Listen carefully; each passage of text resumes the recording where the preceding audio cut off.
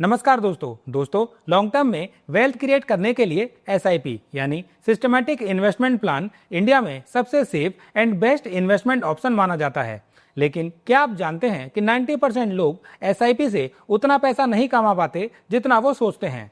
क्यों? क्योंकि वो बार बार वही गलती करते हैं जो उन्हें वेल्थ क्रिएट करने से रोकती है और वो फाइनेंशियल फ्रीडम से दूर हो जाते हैं। आज इस वीडियो में मैं आपको सिंपल एग्जांपल से बताऊंगा top 5 mistake in SIP investment जो आपको अवॉइड करनी चाहिए ताकि आप अपने फ्यूचर के लिए एक बड़ी वेल्थ क्रिएट कर सकें। अब चाहे आप बिगनर हो या फिर एसआईपी कर रहे हो, ये वीडियो आपके लिए काफ़ी इन्फॉर्मेटिव होने वाली है। तो चलिए इस वीडियो को शुरू करते हैं। सबसे पहली गलती जिसमें बिगनर्स फंस जाते हैं वो है सिर्फ पास्ट रिटर्न देखकर फंड को सेलेक्ट करना।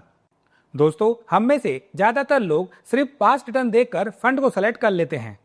जैसे किसी फंड ने यदि पिछले 5 साल में 20% रिटर्न दिया तो हम ये सोचते हैं कि वो अगले 5 साल में भी ऐसा ही रिटर्न देगा, और हम ये भूल जाते हैं कि साइकिल चेंज होती हैं, सेक्टर, इकोनॉमी, फंड मैनेजर के इन्वेस्टमेंट करने के तरीके भी चेंज होते हैं। रिजल्ट ये होता है कि जब साइकिल चेंज होती है तो फंड का परफॉर्मेंस गिरता है और हम सोचते हैं कि एसआईपी इन्वेस्टमेंट बेकार है। इसका सिंपल सा सॉल्यूशन है कि जब भी आप फंड को सेलेक्ट करें तो आप फंड के पिछले 10 साल की फंड मैनेजर की performance, category, AUM, expense ratio और कंसिस्टेंसी को चेक करें और फिर डिसाइड कीजिए कि उस फंड में आपको इन्वेस्ट करना है या नहीं। क्योंकि दोस्तों, यदि आपने फंड ही गलत सेलेक्ट कर लिया तो आगे सारा डिसिप्लिन फेल हो जाता है। अब सोचिए, आपने फंड तो सही सेलेक्ट कर लिया लेकिन उसके बाद एक और बड़ी गलती स्टार्ट हो जाती है, वो है एक्सपेक्टेशन और एसआईपी को शॉर्ट टर्म प्रोडक्ट समझना।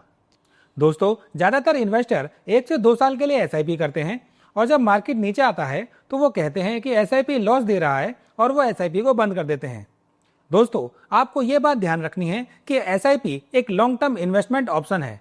आपका मिनिमम होराइजन 5 से 7 साल के लिए होना चाहिए, क्योंकि यदि आप एसआईपी को टाइम नहीं देंगे तो वो आपको रिटर्न नहीं देगी।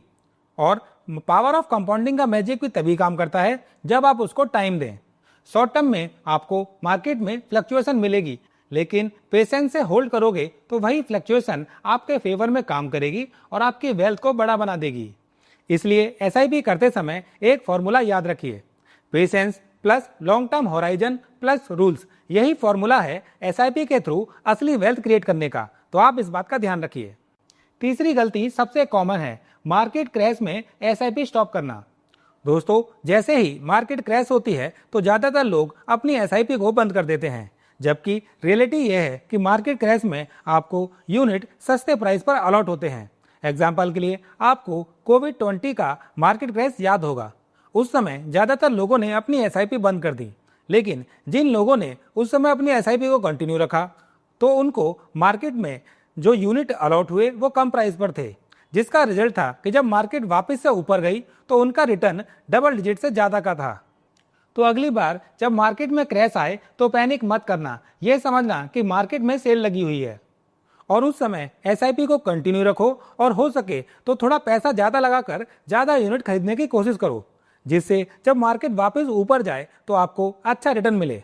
दोस्तों, ऐसी इन्फॉर्मेटिव वीडियो बनाने में हमारी टीम की काफ़ी मेहनत लगती है, तो यदि ये वीडियो आपको इन्फॉर्मेटिव लग रही है तो प्लीज़ इस वीडियो को लाइक कर दें और चैनल को सब्सक्राइब करना ना भूलें।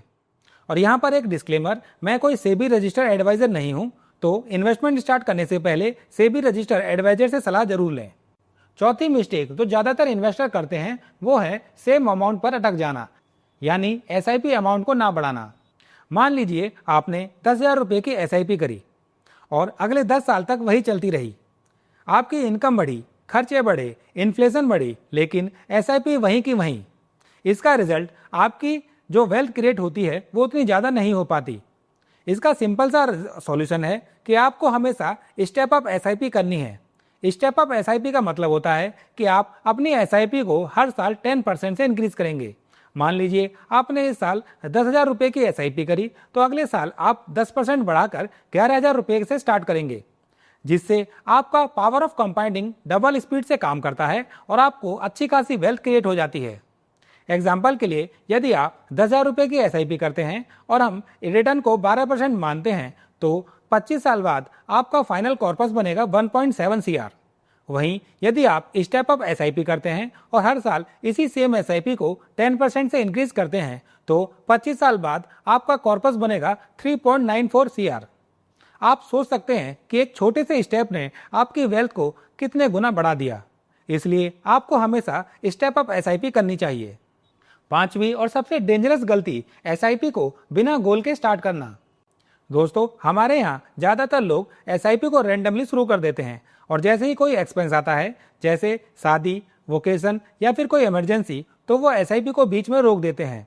इसका रिजल्ट होता है कि हमारा जो लॉन्ग टर्म प्लान होता है वो पूरा नहीं हो पाता। इसका सिंपल सॉल्यूशन है गोल बेस्ड SIP, जैसे रिटायरमेंट के लिए अलग SIP, चाइल्ड एजुकेशन के लिए अलग और घर के लिए अलग। क्योंकि जब आपके पास एक क्लियर गोल होता है तो आप उस गोल को पाने के लिए पूरी कोशिश करते हैं और आप अपनी SIP को बीच में डिस्टर्ब नहीं करते। और पुराने जमाने में भी लोग ऐसे ही वेल्थ क्रिएट करते थे। आपने कई बार सुना होगा कि जब पहले किसी के यहाँ बेबी गर्ल पैदा होती थी तो उसके पेरेंट्स उसके नाम पर कोई प्लॉट ले लिया करते थे और उसको लॉन्ग टर्म तक होल्ड करते थे, जिससे लॉन्ग टर्म के बाद उनके पास एक अच्छी वेल्थ क्रिएट हो जाती थी। तो इसलिए हमेशा SIP को अपने किसी गोल के साथ अटैच करें और फिर उस गोल को पाने के लिए SIP को कंटिन्यू रखें। तो दोस्तों, ये थी वो 5 कॉमन मिस्टेक जो ज़्यादातर इन्वेस्टर SIP करते समय करते हैं, जिससे वो बड़ी वेल्थ क्रिएट नहीं कर पाते। तो आप SIP करते समय इन 5 मिस्टेक को जरूर अवॉइड कीजिएगा। और याद रखिए, SIP एक मैराथन है, कोई 100 मीटर रेस नहीं।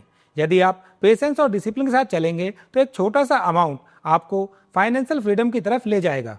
यदि वीडियो अच्छी लगी हो तो वीडियो को लाइक करें और चैनल को सब्सक्राइब करना ना भूलें। मिलते हैं अगली इंटरेस्टिंग वीडियो में। जब तक के लिए पैसों को और काम पर लगाएं और फ्यूचर को सिक्योर बनाएं।